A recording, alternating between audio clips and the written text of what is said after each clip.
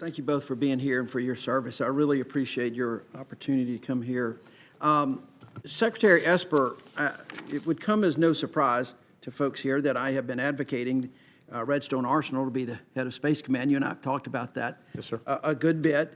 And in May of 2019, before you were even the acting secretary, the list was winnowed down. There was a series of visits, an extensive process. It was winnowed down to a few sites. The Redstone Arsenal was a part of those.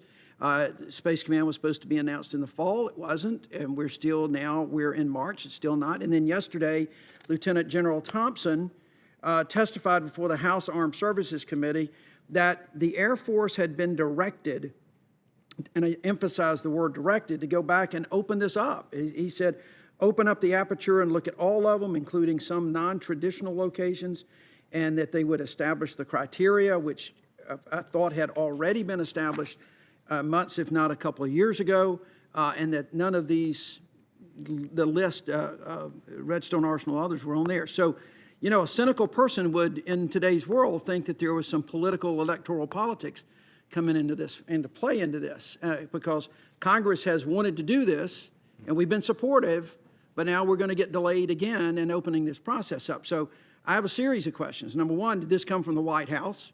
If so, who? If it didn't, or if it did, was there pushback? If not, if it came from you or others, tell me how that process came up to open this up again, because a lot of folks have been looking at this for a long time. Yes, Senator, it came from me. All right. I'm the responsible party. During my talks on the Hill prior to my nomination, and more particularly after my hearing here, I visited the House, and I heard from members on both sides of the aisle that they felt that the process that had been run was unfair and not transparent, and there were a number of complaints. So I directed at that time we pause in place. I took a briefing on it along with Deputy Secretary Norquist, and we did not feel as well that it was transparent enough, that enough states, members, et cetera, had a chance to participate.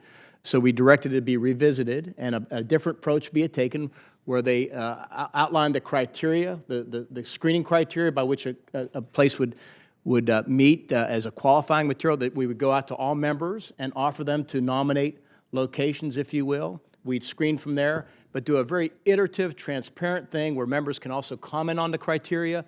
We would update at various points in time, and then keep narrowing it down, much like we did on Futures Command, till you got to the final site, so that everybody had confidence that it was fair and there were no politics involved in it, and that it was the best site for the mission at hand. I regret to say that process began late. I had another revisit with them about a month ago, which is what probably prompted that testimony, but I'm the one that did it. It was my initiative, simply to make sure that there was transparency and buy-in and consent from members who were interested. How long will the process take now? It's going to take several months. I think I don't see anything being announced. If it helps assure you, I don't see anything being announced before the election. All right. Fair enough.